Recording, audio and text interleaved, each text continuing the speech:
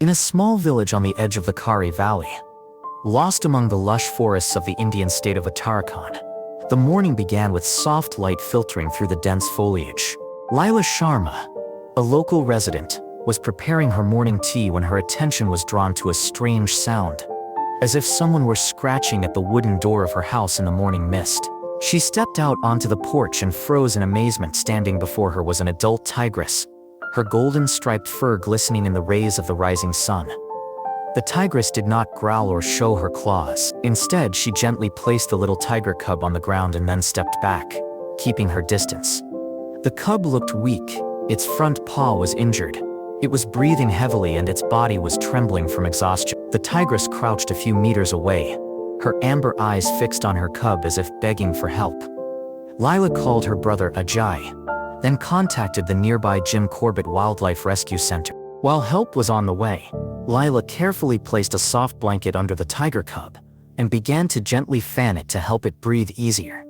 The tigress remained calm despite the human's proximity, her gaze full of hope. Laila gathered her courage, knelt down, and looked the tigress straight in the eyes for the first time.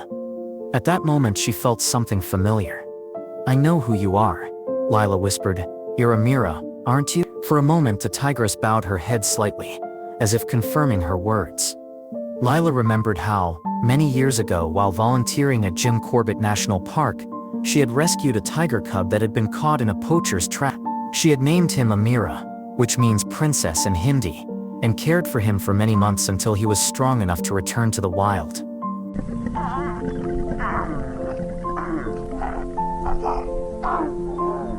Laila took a clean cloth, moistened it with warm water, and gently wiped the dirt around the wound on the tiger cub's paw. The cub whimpered softly, but did not resist.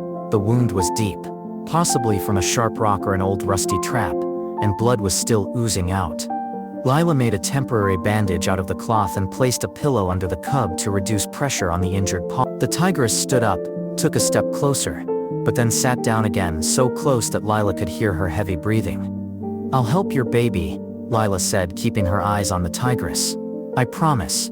I'll do everything I can." When the rescue team arrived, they quickly administered first aid to the tiger cub and carried it to a special van. The tigress stood up, took a few steps forward, but stopped at the bamboo fence, hesitating to go any further. One of the rescuers whispered, "I've never seen a tiger behave like this before. It's as if she trusts us with her cub." Laila looked into the tigress's eyes and remembered the past. 10 years ago, while patrolling Jim Corbett, she found a small tiger cub, almost dying of hunger and blood loss due to a trap. Laila took care of him. She fed him, cleaned his wounds full of maggots, and gave him milk from a bottle. She named the cub Amira, and it became part of her life. When it was time to release Amira into the forest, Laila hugged her for a long time, crying with joy and sadness. She never thought she would see her again, let alone that Amira would come to her for help. The veterinarian scanned the cub's collar, a device that is placed on all rescued animals in the park, and discovered something amazing. It was the cub of Amira, the very tigress that Laila had saved years ago. Laila couldn't hold back her tears. Everyone around her was amazed by this incredible coincidence. The tiger cub was treated at the center for 3 days, antibiotics, intravenous fluids, intensive care. All this time, Amira stayed at Laila's house. She did not leave, neither under the scorching sun, nor in the pouring rain, only occasionally drinking the water that Laila left nearby. Her eyes were fixed on the house where Laila lived.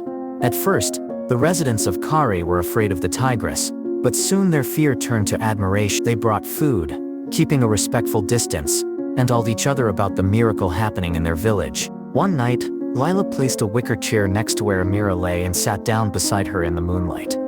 "You remember me, don't you, Amira?" she whispered. "I've never forgotten your eyes." The tigress did not move, but her ears twitched slightly and her eyes half closed, as if she understood every word. The next morning, the veterinarian reported that the cub was out of danger and could breathe fresh air. Laila asked permission to take him out onto the porch so that Amira could see her baby. She gently placed the cub on the grass and stepped back, allowing nature to take its course. The cub raised its head, saw its mother, and let out a weak squeak, then limped toward her. Amira approached, bowed her head, licked the baby on the forehead, and pressed herself against him as if hugging him. The village fell silent. Several people watching the scene could not hold back their tears at the sight of such tenderness. Lila stood on the porch, her hands pressed to her chest, her eyes glistening with tears. Amira looked up at her for the last time. There was no sadness in her eyes, only deep gratitude. There was no roar, no farewell, only a silent connection between man and wild nature. Amir slowly turned and walked away with the tiger cub into the forest, hidden behind the misty hills. Lila stood for a long time, watching the swaying grass until their silhouettes disappeared.